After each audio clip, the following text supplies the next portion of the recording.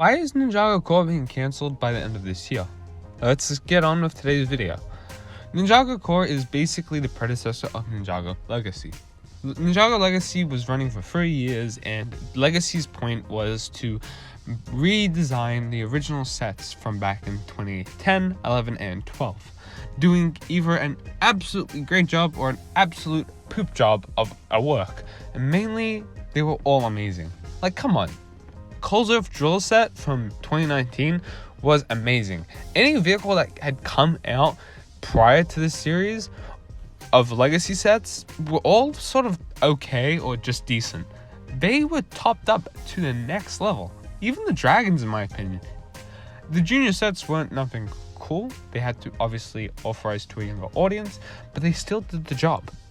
Now, after Legacy was sort of discontinued, which was a sad time for all of us, Ninjago Core had come out. The core suits are decent suits, not by far the most amazing suits. They are a lot better, but they are all sort of, how do I say it, all unique and individual to each character. The core suits aren't really the best in my opinion. They have cool design elements to them, which I would like to see in colors that I'd like to see on the Ninja in future designs or in future Ninja. But in my opinion, what Core lacks is not having a necessity theme or story to it. Core's whole purpose was for the buyers to buy the sets and the kids who would be the buyers to build the sets and make their own adventure.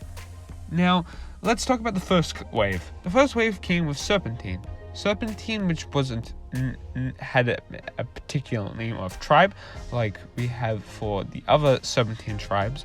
We only got Pyro with their headpieces, which were in either orange and gunmetal gray or gunmetal gray and orange. They were really cool for the time, but there was no story, no general, no main character as the villain, no major boss. Other things that were lacked in this first wave, it was just mainly dragons. Dragons were everywhere. And who knows what they were trying to do with this? Maybe they were hinting to Dragons Rising a year earlier, but just too many dragons and too many sets. And the problem was, eventually with Core, they had to put the Core sets into the series. So for example, in Crystallized, they had to put that for the Team Ninja mech, the 4 mechs that turn into different vehicles, into the show, and they used that as Samurai X's new mech, Pixel's new mech. That was okay, but more decent things have come out of it. I think they really strived with the second wave, and I think that's where their downfall was. The second wave of core sets are really good. Now, why are they a lot better? The core sets had a main general, a main villain, a main protagonist, and they used special and different pieces that didn't come in many sets. For example, they used the Crystal King's helmet piece for the villains. They used the Silver Hero shoulder pads that we got in 2020 for the Hero Ninja.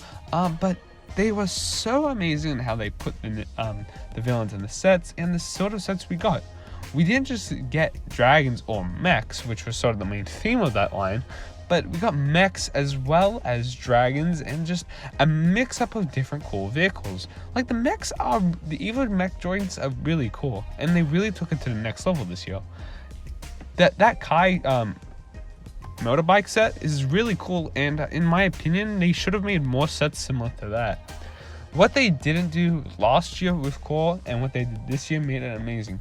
But obviously the core sets have to be involved in the series, and the series can't keep up with that. That's why starting next year, we're going back to 2 set waves a year. Maybe with a couple in different time periods, in June, for example, March, but we're still getting a lot more sets. Tell me what you guys' thoughts on Core was. Do you like Core? Tell me your thoughts. Peace.